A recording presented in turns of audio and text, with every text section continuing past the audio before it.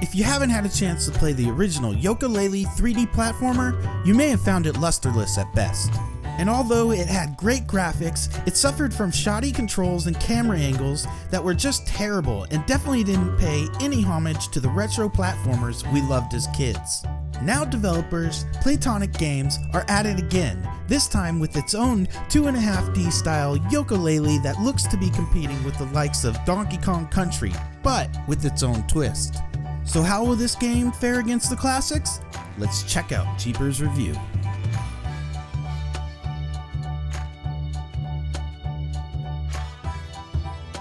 There's not much here as far as the story goes, and there usually isn't with platformers. But that's more than forgivable, because we're not here playing this for the story now, are we? So, for a quick rundown, we start off challenging the Impossible Lair right from the get-go, only to have our Royal Beettalion that protects us stolen from the evil capital B. And now Yooka Laylee are on a mission to rescue them, so they can continue the Impossible Lair and defeat the evil capital B, and save the Royal Stingdom. Now gameplay is where this game really stands out. For the most part, it's an enjoyable adventure that you don't want to miss, but at other times it's an infuriating royal pain in the butt. Now as you play, you quickly realize that this was absolutely the developer's intention, because they clearly give you chances to advance at each checkpoint if you find it too difficult to proceed past any particular point. But be warned, there are quilts and hidden coins you don't want to miss in the game, which you will need to advance further.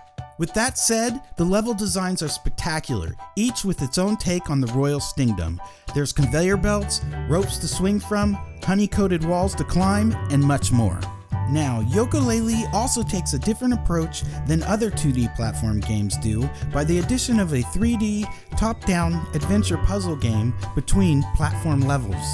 This top-down is so fun, it would be a good little indie game just by itself, with its puzzles spread throughout the map required to be solved in order to advance further in the game. It was a welcome break from platforming. Lastly, you're welcome to enter and have a go at the Impossible Lair at any time, but it's best to advance through the map and rescue more bees, because you will definitely need every one of those little buggers to survive.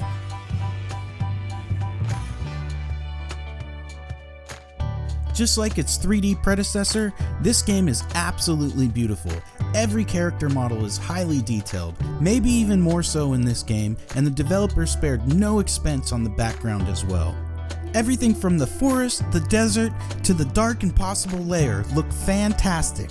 Not only did the developers add tonics to help Yooka Laylee with their gameplay skills, when collected, tonics like TikTok and vintage film add a different look and feel to the game if you have the extra quills to purchase them.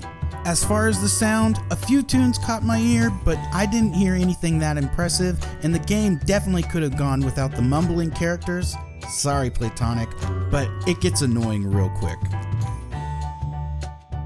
Yooka Laylee is a sometimes infuriating but definitely enjoyable 2.5D platformer that would absolutely give any old school retro a run for its money. And I say for the foreseeable future, Playtonic Games stays with this model and drops the 3D platformer altogether, because this was the game Yooka Laylee was meant to be. I would easily give this game a 7.5 out of 10.